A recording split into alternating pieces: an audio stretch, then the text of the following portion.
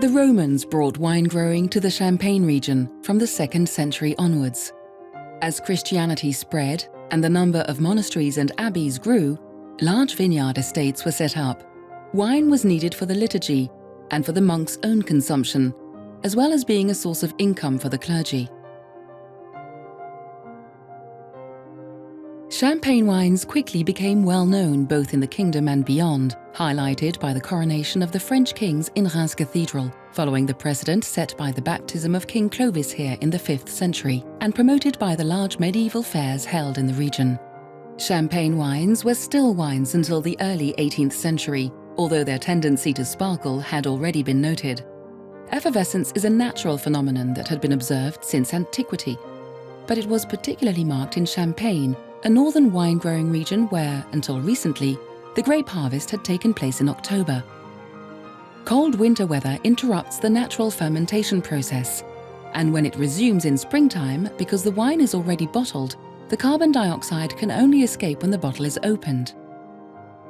The Champagne growers initially sought to prevent the sparkling process, but in light of its great success, they decided to embrace it. They became the very first winemakers to produce sparkling wine intentionally and on a regular basis, using grapes from a demarcated area.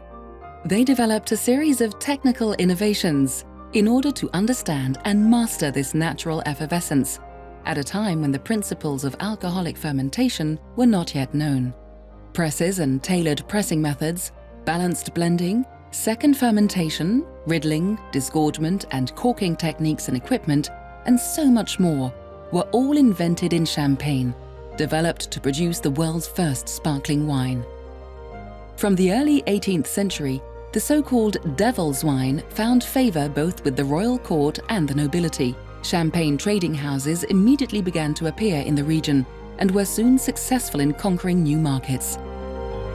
Hundreds of thousands of bottles of champagne were now leaving the region's wine cellars, bound not only for Europe, but also the Americas, Russia, and China.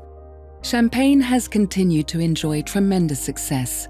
It has become a worldwide symbol of luxury, parties, celebrations, and pleasure, thanks to its natural sparkle, and because it is consumed by the elite, particularly the intellectual and artistic crème de la crème, on special occasions. Today, the Champagne hillsides, houses and cellars hold UNESCO World Heritage status. In recognition of the uniqueness of the growing region, the wine growers' expertise passed on from one generation to the next, and the technical and agro-industrial heritage designed and developed in order to produce this unique wine, which is now exported worldwide.